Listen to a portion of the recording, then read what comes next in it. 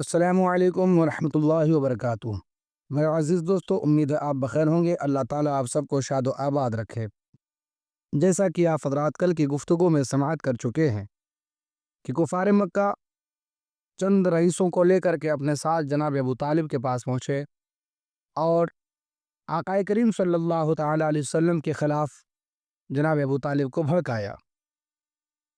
ابو طالب نے حضور صلی اللہ علیہ وسلم کو سمجھانے کی کوشش کی، مگر جب حضور کے تیور کو دیکھا اور حضور کے عزم مصمم کو دیکھا تو وہ بھی میرے آقا صلی اللہ تعالیٰ علیہ وسلم کے ساتھ ہو گئے، اور شروع سے ہی جناب ابو طالب رحمت عالم صلی اللہ تعالیٰ علیہ وسلم کے ساتھ محبت، اخلاق اور بڑی پیار سے پیش آتے رہے، بڑی خدمتیں کی ہیں جناب ابو طالب نے رحمت عالم صلی اللہ علیہ وسلم کی۔ تو اس موقع پر بھی ابو طالب نے حضور کا ہی ساتھ دیا اور کفار مکہ سے کہہ دیا کہ جاؤ، ہم اپنے بھتیجے محمد کے ساتھ ہیں صلی اللہ تعالیٰ علیہ وسلم۔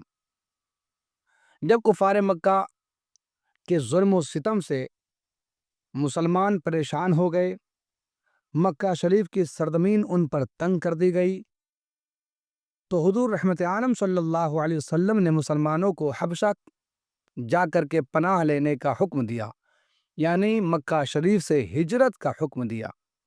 یہ پہلی ہجرت ہے حبشہ کی جانب مسلمانوں کی طرف سے۔ حبشہ کے بادشاہ کا نام اسحمہ اور لقب نجاشی تھا۔ عیسائی دین کا پابند تھا، مگر بہت ہی انصاف پسند اور رحم دل، اور توریت و انجیل اور آسمانی کتابوں کا بہت ہی ماہر عالم تھا۔ اعلان نبوت کے 5ویں سال رجب کے مہینے میں 11 مرد اور 4 عورتوں نے حبشہ کی جانب ہجرت کیا۔ ان مہاجرین کرام کے مقدس نام آپ حضرات سماعت فرمائے۔ حضرت عثمان غنی رضی اللہ تعالی عنہ اپنی بیوی حضرت بی بی رقیہ رضی اللہ تعالی عنہ کے ساتھ، یہ حضرت بی بی رقیہ رضی اللہ تعالی عنہ حضور صلی اللہ تعالی علیہ وسلم کی صاحبزادی تھیں۔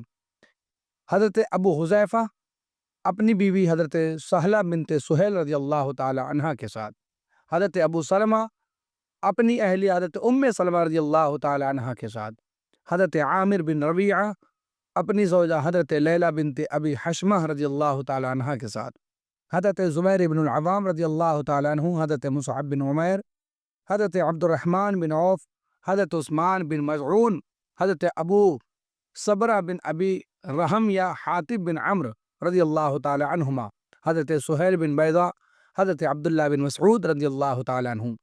یہ مختصر سا مقدس قافلہ مکہ شریف سے ہجرت کرتا ہے اور حبشہ کی جانب روانہ ہوتا ہے۔ کفار مکہ کو جب ان لوگوں کی ہجرت کا پتہ چلا تو ان ظالموں نے ان لوگوں کی گرفتاری کے لیے ان کا تعاقب کیا، پیچھا کیا، لیکن یہ لوگ چونکہ کشتی پر سوار ہو کر نکل چکے تھے، اس لیے کفار مکہ ناکام واپس لوٹے۔ یہ مہاجرین کا قافلہ حبشہ کی سرزمین پر اترا، امن و امان کے ساتھ خدا کی عبادت میں مصروف ہو گیا۔ چند دنوں کے بعد ناگہاں یہ خبر پھیل گئی کہ کفار مکہ مسلمان ہو گئے ہیں۔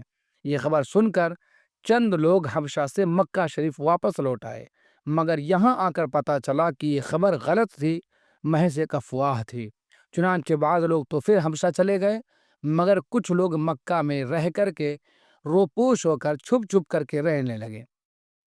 لیکن کفار مکہ نے ان لوگوں کو ڈھونڈ نکالا اور ان لوگوں پر پہلے سے بھی زیادہ ظلم و ستم ڈھانے لگے، تو حضور نے پھر ان لوگوں کو حبشہ چلے جانے کا حکم دیا۔ چنانچہ حبشہ سے واپس آنے والے اور ان کے ساتھ دوسرے مظلوم مسلمان جانے والے، ان کی تعداد کل 83 مرد اور 18 عورتوں نے حبشہ کی جانب ہجرت کیا۔ یہ پہلا قافلہ تھا مہاجرین کا جو ہجرت کر کے مکہ شریف سے مدینہ شریف جو ہے حبشہ کی جانب